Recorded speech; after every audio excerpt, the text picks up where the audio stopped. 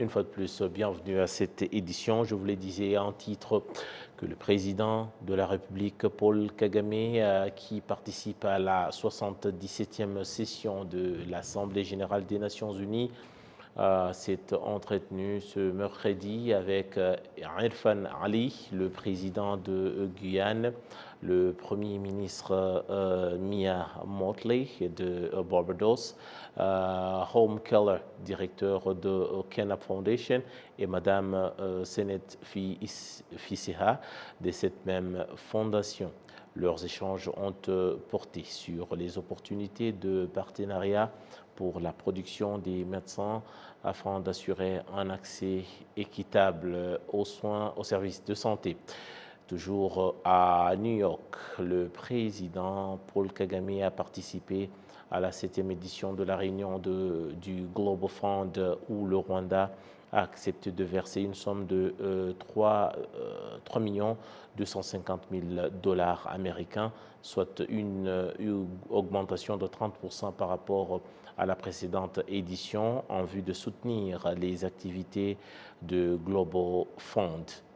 Le président Paul Kagame s'est également entretenu avec son homologue français Emmanuel Macron et le président Félix Antoine Tshisekedi, le président de la République démocratique du Congo.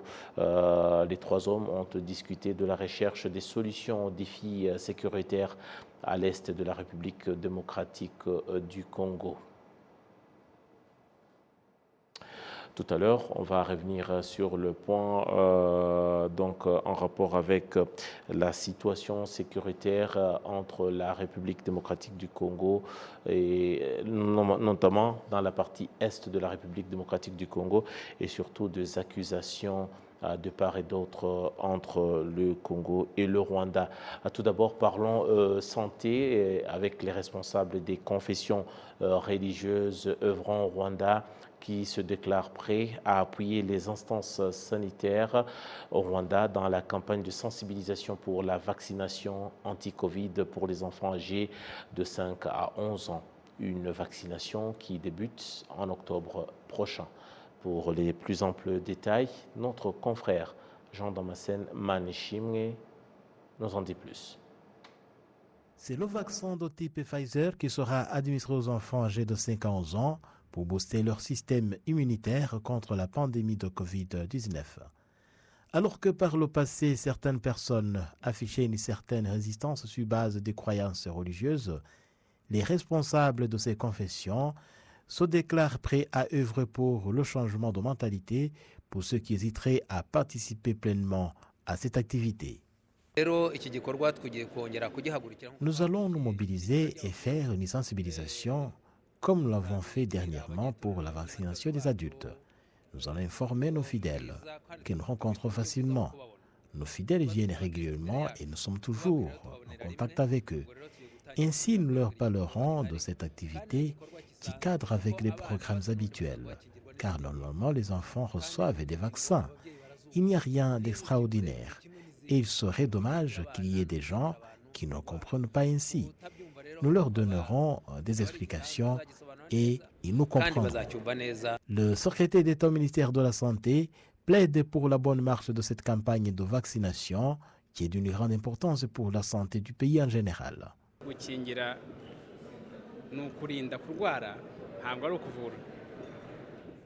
La vaccination rentre dans le cadre de la prévention, ce n'est pas un traitement. Au Rwanda, les enfants sont vaccinés dès la naissance.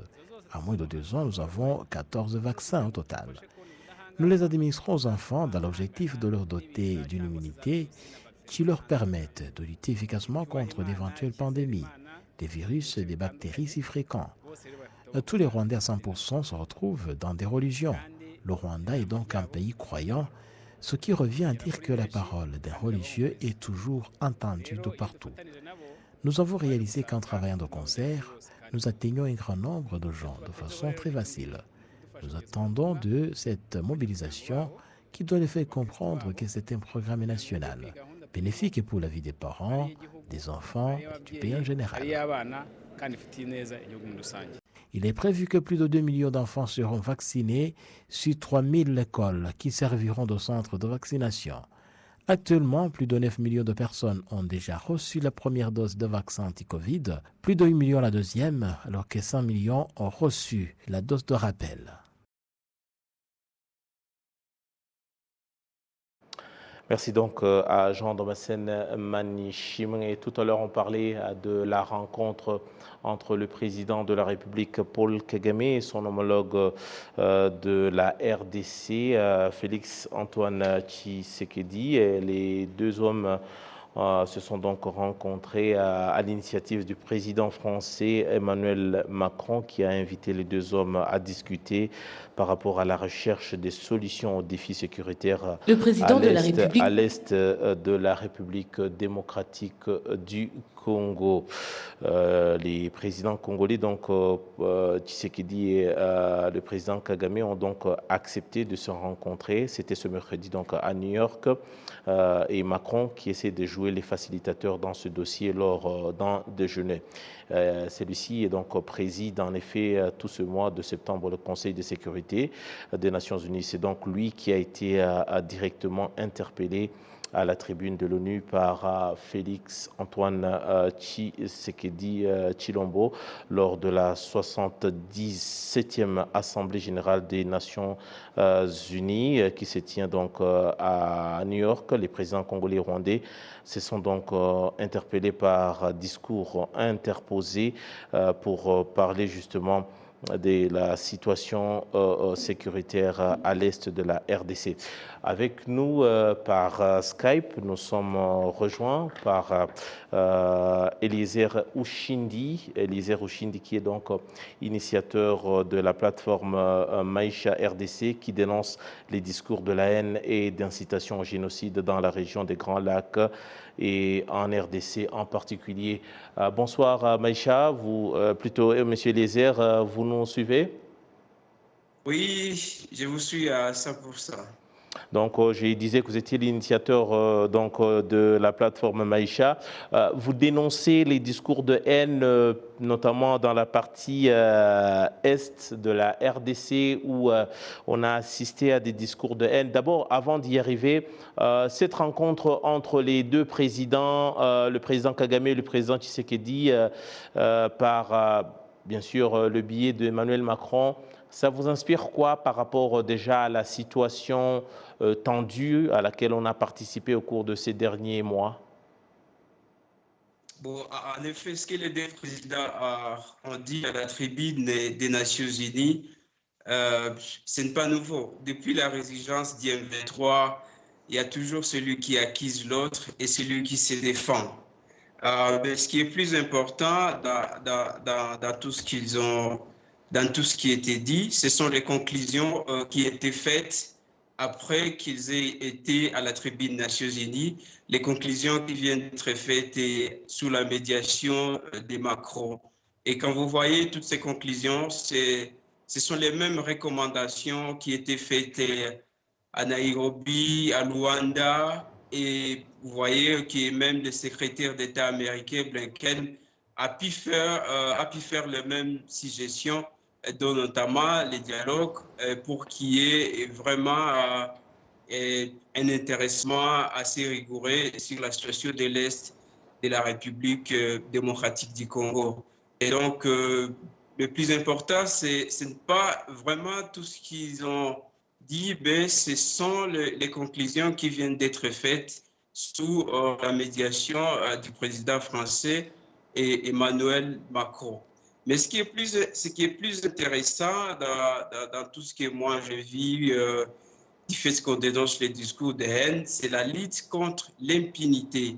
Eh bien, on voudrait que les deux présidents qu'ils puissent faire la lutte contre les discours de haine en réactivant la justice contre les auteurs, parce que ces discours de haine constituent une menace sur l'intégration sous-régionale, mais aussi sur les relations diplomatiques entre la République démocratique du Congo et les Rwandais, mais aussi ces discours aujourd'hui servent des motivations idéologiques à certaines milices locales pour se radicaliser et continuer à commettre des crimes des crimes contre les populations civiles. Et donc, c'est ce qui serait très important parce que les conflits à l'est de la République démocratique du Congo ne datent pas des années 1990. Et l'est du Congo est stable depuis 1963. Et quand vous voyez bien, la source de tous ces conflits, c'est notamment les discours de haine, la discrimination que certains leaders politiques et aujourd'hui activistes utilisent pour pas seulement mobilisation à des manifestations politiques ou citoyennes, mais aussi certains leaders politiques au niveau du Congo arrivent à mobiliser publiquement de façon officielle les jeunes à intégrer des milices et radicaliser des milices, et ce qui est très dangereux. Et donc, au-delà de toute volonté politique qui peut être faite par les dirigeants régionaux sur le Congo, tant qu'il n'y aura pas en tout cas une réactivation de la justice contre les discours, contre les auteurs des discours de haine génocidaires en République démocratique du Congo. En tout cas, les projets de paix, de la restauration de la paix et de la sécurité à l'est de la République démocratique du Congo sera absolument et absolument chimérique. Parce que tant que certains leaders politiques continueront à faire ces discours de haine et génocidaires, un moyen de mobilisation pour des suffrages électoraux ou pour ces faire populaires, en mobilisant publiquement des jeunes à intégrer des milices et les radicaliser davantage, quoi qu'il en soit, n'espérons pas qu'il y aura la paix à l'est de la République démocratique du Congo.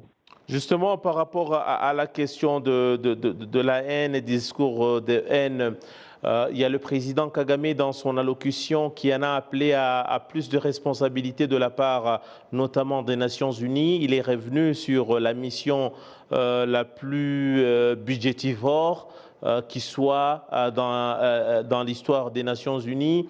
Il parle d'une mission qui devrait être investie davantage de mandats et plus de responsabilités sur terrain. Vous pensez que cette fois-ci, on peut espérer peut-être que par rapport et le côté sécuritaire et le côté social, les Nations Unies peuvent jouer un rôle par rapport déjà à dénoncer et à pointer du doigt certains responsables, par exemple, qui s'adonnent à des discours de haine auxquels on a assisté ces dernières semaines ou ces derniers mois? Bon, en effet, la mission lydienne n'est pas au Congo depuis des années 90, mais la mission des Nations Unies au Congo juste après l'indépendance. Et donc, ce sont ces mêmes, il y a beaucoup à faire. Il y a beaucoup à faire. La première responsabilité de protéger les Congolais appartient à l'État congolais. Ce n'est pas la mission des Nations Unies. Et au-delà de dénoncer ou de pointer du doigt certains acteurs politiques ou de la société civile au Congo comme auteurs de discours de haine, il faut qu'il y ait des actions concrètes. Et ce sont ces actions concrètes qui feront la paix et qui permettront à ce qu'il y ait une bonne intégration sous-régionale. Mais dire que la MONUSCO constitue... Oui, la MONUSCO a été créée, il y a beaucoup de fonds qui sont loués, et c'est une mission budgétivore qui a presque tout le moyen possible pour faire la paix, mais on n'a pas encore assisté à ces paix. Mais le problème n'est pas seulement lié à la MONUSCO. Nous avons aussi de notre côté, il y a vraiment ce qu'on peut dire, une défaillance de l'appareil sécuritaire au niveau de nos forces armées de sécurité. Et donc, on ne doit pas seulement pointer du doigt l'échec de la MONUSCO, mais il faut aussi voir la responsabilité du gouvernement congolais par rapport à l'insécurité qui sévit à l'est du Congo. Et c'est pour cela que nous pensons que réactiver la justice contre tout celui qui est impliqué dans la mafia avec des groupes armés au niveau du Congo, tout celui qui mobilise des jeunes à intégrer des milices au motif de lutter contre l'occupation ou la balkanisation, en sémant une sorte de zizanie ou de rupture dans les processus de paix. Si ces gens-là sont poursuivis, je crois que ça pourra faire à tout le monde puisse prêcher la paix, puisse prêcher les ensemble, au-delà de nos divergences culturelles ou de divergences de nationalité. Voilà, merci beaucoup donc pour votre intervention. Je rappelle que vous êtes Eliezer Ouchindi, initiateur de la plateforme Maïcha RDC qui dénonce les discours de haine et d'incitation au génocide dans la région des Grands Lacs en RDC en particulier. Merci beaucoup donc pour votre intervention. Merci beaucoup, c'est moi qui vous remercie. Voilà, revenons à l'actualité nationale pour parler des habitants de Niamacheke qui estiment inconcevable que le marché des Rougari en district de Niamacheke d'envergure transnationale ne soit opérationnel qu'une fois par semaine.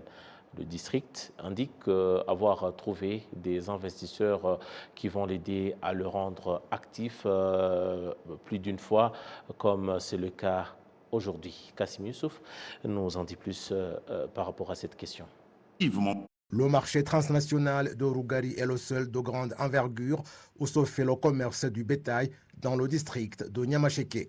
Les acteurs de ce point de vente indiquent que le fait qu'il est actif une seule fois par semaine, cela ne correspond pas à sa juste valeur et ceux qui vendent des produits alimentaires déplorent cette situation qui fait qu'ils subissent des pertes si leurs produits ne sont pas tous écoulés. Cette préoccupation concerne également des citoyens congolais qui viennent s'approvisionner au marché transnational de Rougari qui disent que celui qui rate le jour du marché, il lui faut attendre une autre fois, situation qui arrive souvent suite au manque de pirogues pour le transport lacustre. Les acteurs de ce marché souhaitent qu'il soit actif plus d'une fois et ceux qui viennent du Congo proposent que le marché soit opérationnel tous les jours parce qu'ils ont toujours besoin de faire des courses. L'une des raisons qui font que ce marché soit actif une fois par semaine alors que sa construction a coûté environ 3 milliards de francs rwandais, c'est le manque de bétail à vendre et qu'il y a d'autres places dans le district où l'on vend du bétail. Les recettes fiscales que gagne le district de Niamacheke grâce au marché de Rougari sont environ 14 millions de francs rwandais chaque mois alors qu'il n'est actif qu'une fois par semaine. Plus de jours d'activité de ce marché seraient bénéfiques pour le district comme l'avait recommandé le ministre de l'administration locale et son homologue du commerce et de l'industrie lors de leur récente visite dans ce district. Et puis, certains membres des coopératives d'épargne et de crédit au niveau des secteurs au Moulengue Sako indiquent qu'ils parviennent à bénéficier de la technologie qui leur permet d'effectuer des retraits de fonds partout où ils sont. Ils pourraient ainsi se servir de temps en temps pour récupérer et surtout à effectuer d'autres activités de développement. Quant au ministère des Finances et de la Planification économique, celui-ci rassure en train de mettre en place tout en œuvre pour que cette technologie soit mise en place. Kassim Youssouf nous en dit plus, une fois de plus. Samuel est membre de la coopérative Omurenge Sako de Rusororo dans le district de Gassabo. Il indique que même s'il n'est pas un membre de longue date, cette coopérative lui a permis d'épargner l'argent qu'il gagne quotidiennement. Travailler avec la coopérative Sako nous permet de faire de l'épargne. Il y a 2 ans que le projet de consolidation du système informatique de toutes les Sako du pays a été lancé. Au départ, les informations relatives aux clients des coopératives Sako dans la ville de Kigali ont été technologiquement harmonisées. Certains membres affirment que cette technologie est arrivée en tant que solution à la durée d'attente qu'ils passaient pour avoir accès aux services, mais souhaitent qu'elle puisse également leur épargner des longs trajets pour aller chercher de l'argent. Il y a quelque chose qui a changé. Ils ont maintenant la technologie permettant de suivre le mouvement du compte, mais nous souhaitons qu'ils puissent franchir un autre palier de manière à ne pas faire un long trajet pour aller retirer de l'argent. Qu'on soit en Douva ou en ville, il serait encore mieux qu'on puisse retirer de l'argent. Les gérants des coopératives Omurenge Sako disent que lorsque le système informatique sera consolidé, le fonctionnement des Sako pourra passer à un niveau supérieur. Cela signifie que plus nous adoptons la technologie, plus nous pourrons accorder d'autres services de crédit que nous n'effectuions pas avant. La consolidation du système informatique des coopératives Umurenge Sacco est un projet que le ministère des Finances et de la planification économique met en exécution et dont la première phase sera achevée l'année prochaine. Au début du projet, au cours des 2 et 3 premiers mois, notre plan était que dans un délai de 12 mois, les SACCO devaient avoir été dotés de la technologie. Le Covid est alors intervenu et puis le système que nous proposons n'a pas été acheté mais a été développé et lancé par le Minecofin. Et tout système doit prendre un certain temps pour que toutes les erreurs soient éliminées. Pour que les informations soient claires et exemptes de toute erreur dans d'autres SACCO, il fallait que nous prenions du temps pour tout mettre au point dans Kigali et je pense que nous avons réalisé du progrès qui permettra qu'au cours des 10 mois ou pas plus tard que le mois de juin l'année prochaine, les 300 SACCO restants soient également dotés de la technologie et suivra ensuite la consolidation du système informatique au niveau du secteur et c'est cette consolidation qui permettra à un habitant de Gayeye de pouvoir avoir accès à son argent lorsqu'il sera à Kigali par exemple.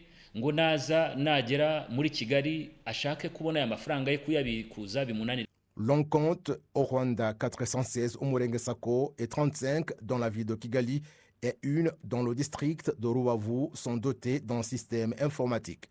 La phase suivante va concerner 32 coopératives SACCO des districts de Gicumbi et de Rubavu.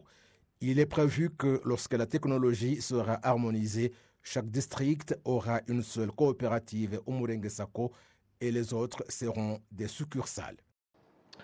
Bien voilà, tout est bien, qui finit bien. Merci à toutes les équipes qui m'ont réalisé et pouvoir vous attendre de chez vous. Merci à vous tous qui restez fidèles à nos programmes. Je suis Idriss Abiti, au nom de tout le monde qui m'a soutenu pour cette édition. Je vous invite à rester fidèles à nos programmes. J'aurai le plaisir de vous retrouver très prochainement pour une nouvelle édition. Au revoir.